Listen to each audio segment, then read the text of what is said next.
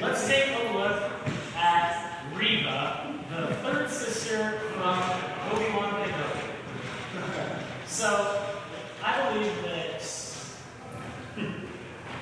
it down?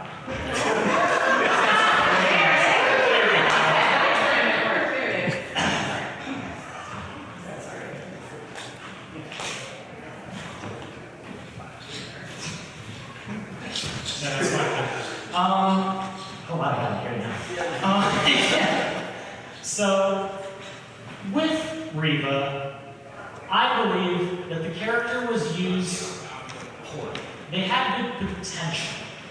I think that with aspects of her character in the show having to rival characters like the Grand Inquisitor and Darth Vader, we have a lot of different things to expect from a character in a show where they're competing with villains such as those. And I personally think that Reva had a lot of she had a lot of good scenes with a lot of bad dialogue delivery. And it's not anything to the actor, I think it's more just her area of, her written points in the show. And I think that's a lot of this. I feel like we give a lot of hate to actors for not delivering something as well as we expected to. But nothing's ever going to be perfect, for one. And two, it's not really their fault all the time if it's the writer's issue in the first place. And that's just my personal aspect. Taj, what do you think about Reva? I think Reva was a really cool character, especially considering that, we don't see really many female black bodies in the space of Star Wars too much. But I do think, even considering that, she ended up getting overshadowed, I think, by a lot of the bigger, roles within the Obi-Wan show, which I would have liked to see her character get more, more use, maybe? Yeah. But it was a cool inclusion. I'd like to see more of those bodies within the Star Wars. Yeah, no, I totally agree. And I think a big part of the Empire as a whole was kind of that intimidation, fear factor, warmongering kind of vibe. And I think Reva's character captured that really well. But when you're competing with titles like Obi-Wan and Darth Vader, you get overshadowed a lot. And I think that was really her only big issue in the show at all, was that she was competing with those two in particular. Isaac, do you have any comments? Not really. I kind of agree with she was a good inquisitor and one of the better ones in my opinion. But then it's just overshadowed because the Grand Inquisitor was kind of the best of all of them. And then you have Darth Vader, who's the greatest Sith Lord of all time. You can't compete with that, And then you're trying to fight a Jedi Master,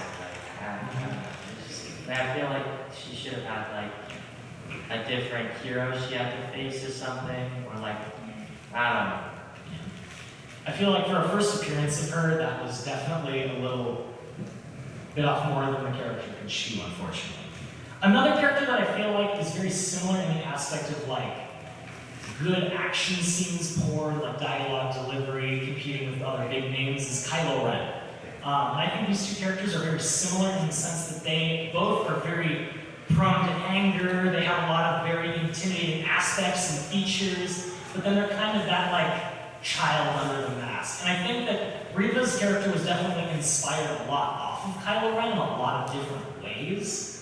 But I don't know, is that just me guys, or what do you think? I kind of see that in a little bit. Like, I see how, like, Reva is kind of, like, I feel like her and Kylo Ren both have, like, that same kind of, like, anger. But then it's also kind of, like, because of, like, their backstory, and not so much, like, it was more, they're, like, a broken character. They weren't, like, born super evil or anything. It was kind of, like, over their, like, bad past. Yeah. I feel like Reva and Kylo Ren got the same, like as you were saying, like the same treatment within the show / movie they were in. But I feel like the difference was like Kylo Ren was, in my opinion, a lot more like there in your face because he's the overall bad guy of the movie. But Reva was there, but the focus was more on like what we were saying, like Darth Vader, the Grand Inquisitor. Yeah. No, I totally agree. And all that being said, I think altogether Reva had a lot of potential, like we've said multiple times. I think it was just failed to hit the margin that the fans wanted. And I think that's the most controversial thing is the fandom. Star Wars is so diverse now compared to when George Lucas thought of it way back when. And now there's so many different aspects. And I think a lot of the hate that it gets is just overall that it's different than it was. That being said, we're going to move on to another really, really hot topic in Star Wars media. We're going to talk about the Acolyte for a second.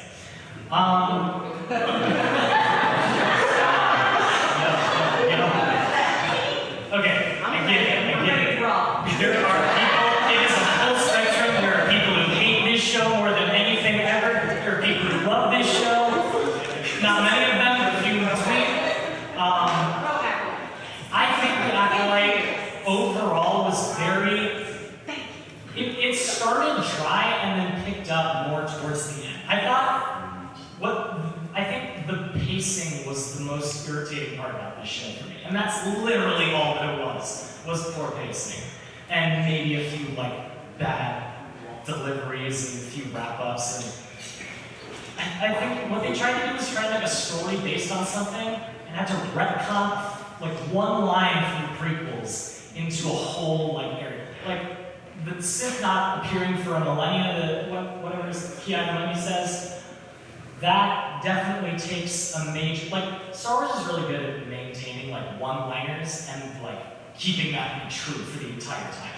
And I think what they did was, it was tricky to make sure that that didn't happen while also telling an interesting, convincing, and just a good story in general. And I think that with the limited amount of like time they had to operate with it, it limited them to having to go back into different perspectives of scenes. Because that's kind of the only real thing I didn't like, was having to rewatch the same part of the show from a different perspective like 4 times. I thought that was a bit much. That's the only thing I didn't like though. Everything else was good. The actors were amazing. The lightsaber dueling was the best we've seen since the prequels. And so it's like, all those people worked really hard to prove themselves and compare themselves to one of the biggest media franchises on the planet. And still, people thought it wasn't good enough because of some like bad storytelling. That's because they tried a really hard thing to achieve and let it flow, and people just didn't stick with it. I don't know. Isaac, what do you think? As someone who is just not a very big fan of the Acolyte, and I did have to watch it all the way through. It was a struggle to get through the whole thing. I fell asleep on the last episode, so I had to rewatch it again. It was not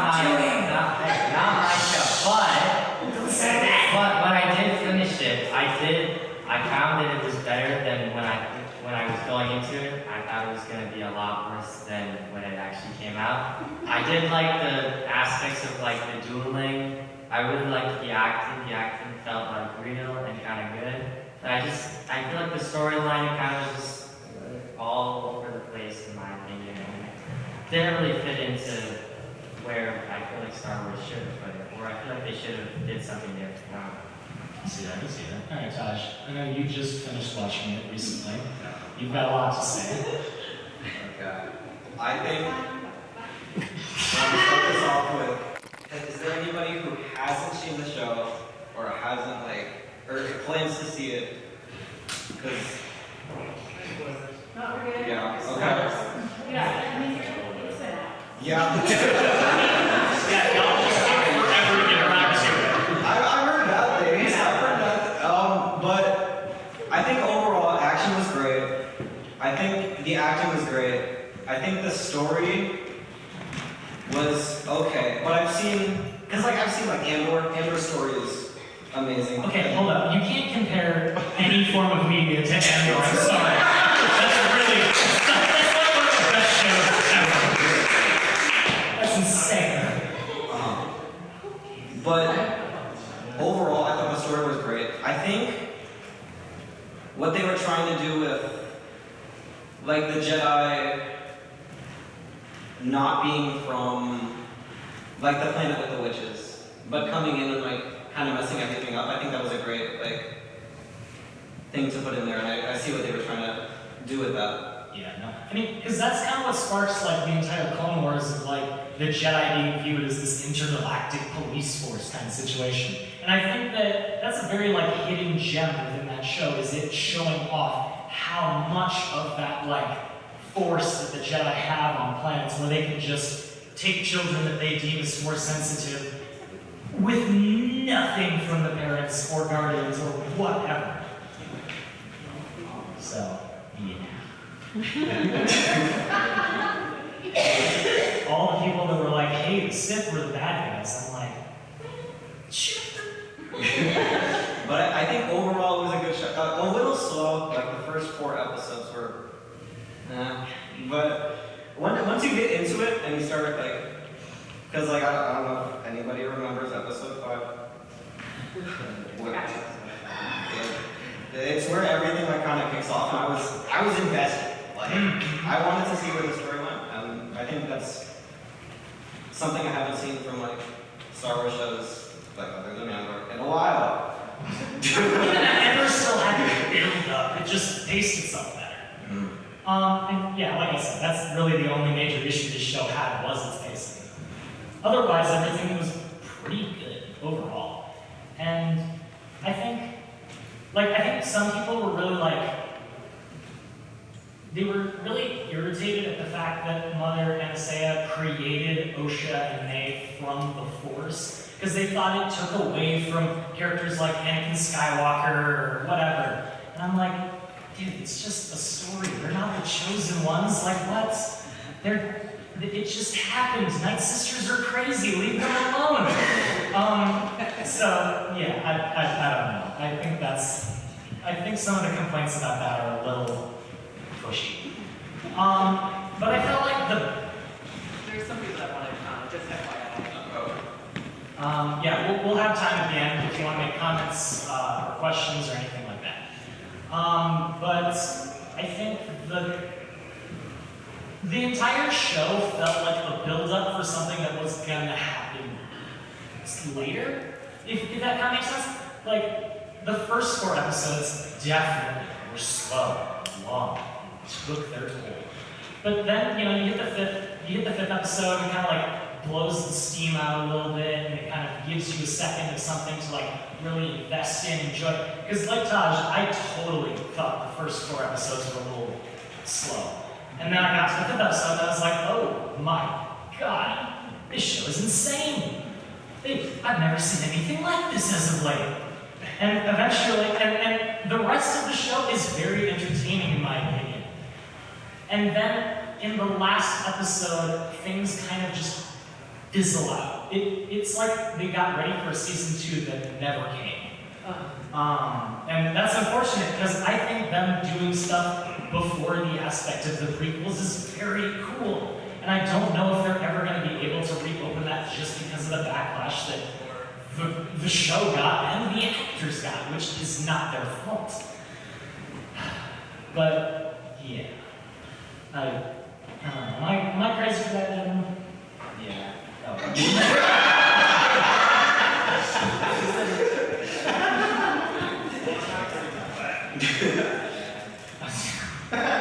No, I think up to episode 7 it was great, and I think, like you were saying, like episode 8, it just seems like. I mean, with just like the cameos and them trying to like wrap up everything real quick to like get something done, it felt like a to be continued ending. I mean, dude, they ended on a Yoda cameo. Like, what is that? Unfortunately, we've run out of time to continue talking about the Acolyte. And we're gonna move to my favorite sequels movie, The Force Awakens. This movie is good. I don't care what anyone says, this movie is very entertaining.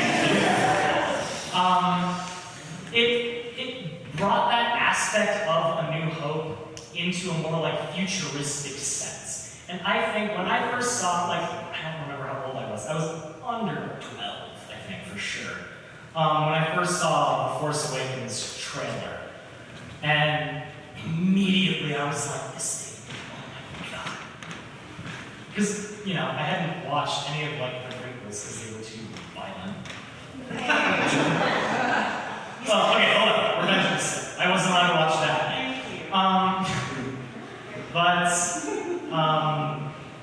As soon as I saw the trailers, I immediately was like, this is cool, this is awesome.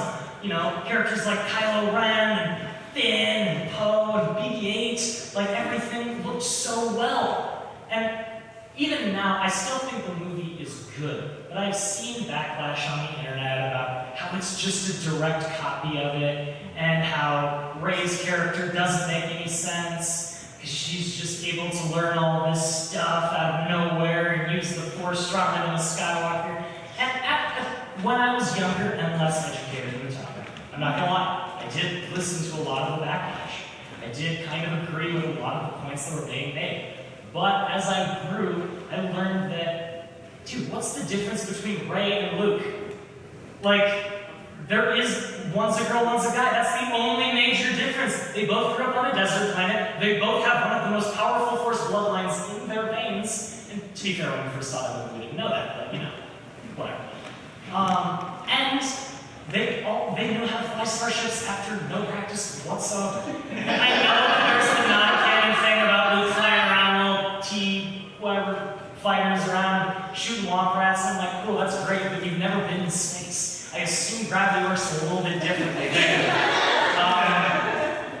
So I find that, because hot take, I'm not a big fan of Luke Skywalker for the same reason most people aren't a fan of Rey. Just because I feel like they have no training whatsoever to get to where they are. I don't care. Okay. Luke had like Chewie and Han. So did Rey! It's like younger Han, younger Chewie. Or more experience than take that. They got all of those, they can't run as fast as they could.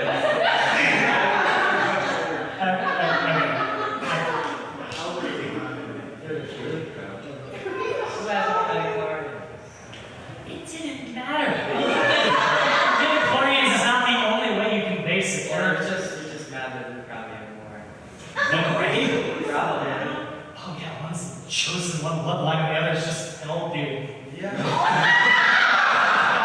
Exactly. That's my point. That's why Luke is the best, and you know what sucks. I'm gonna stop you there before you get jumped in the parking lot. Just didn't hit back, Hey Taj, how about you make a comment on this? I remember when I was like, I was like 10 or 11, when my dad said, come on, we're gonna go see a movie.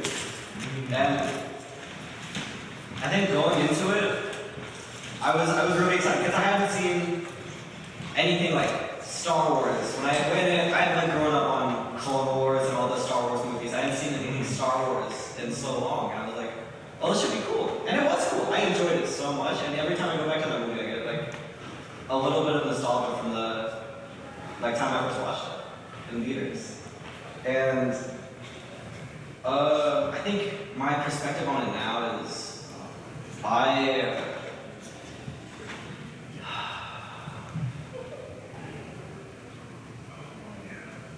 I think it was a good movie. And I've seen you can go on the internet and you can look up this movie controversy and you will find a lot. There's a very hot take for a lot of people on both sides. A lot like every Star Wars project ever. Except the original trilogy. Everyone makes those, I guess. There's endless content that you can go on for hours on end. And I try not to get too involved with it, because honestly, a lot of the controversy is from people who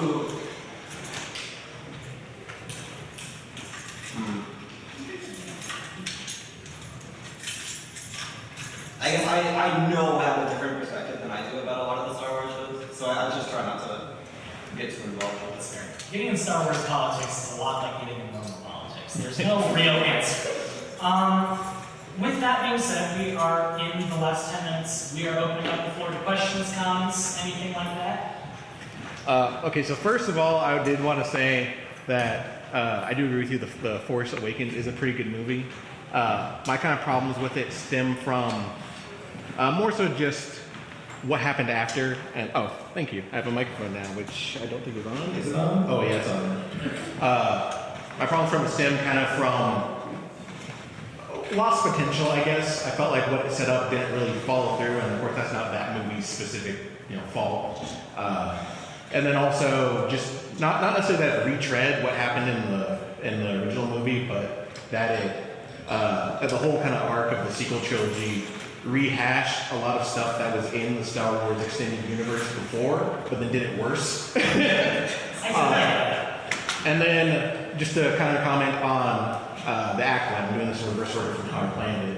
But I did want to say, now I might be mistaken, but I'm pretty sure the Acolyte went ahead and got greenlit for a season 2. Oh, it did?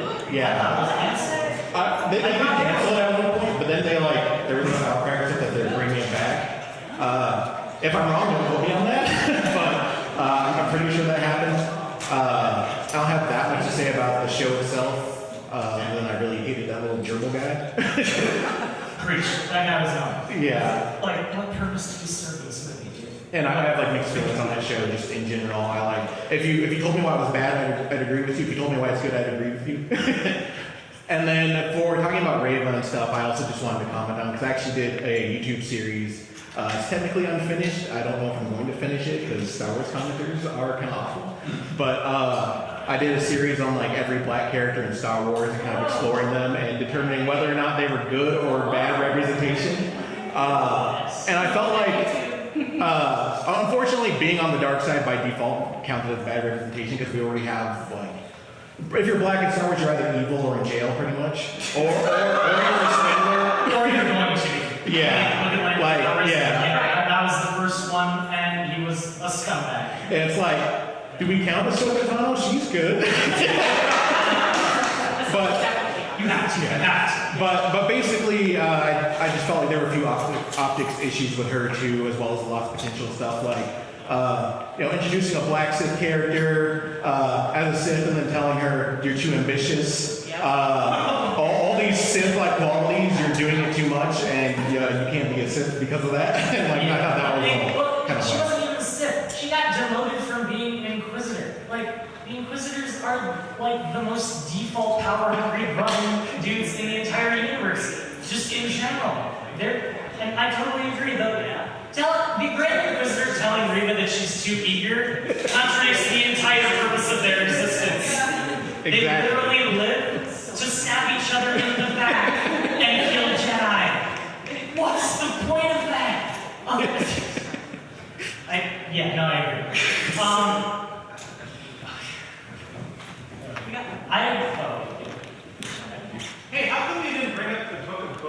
I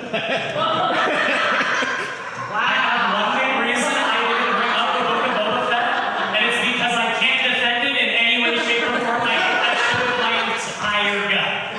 The Rancor was the only cool part of that show, and that is all I have to say on this matter. It was a bad show, I'm sorry. The acting is not good in that show, and they did too much filming. I'd watch it again. Go watch it again. I have to TSA, watch an actually decent show. Alright, move on. I think that maybe we're looking at Star Wars wrong in 2025. So I was around when the first, I'm old. I was around when the first one came out and, you know, loved it from the beginning, blah, blah, blah. But then later it started to expand.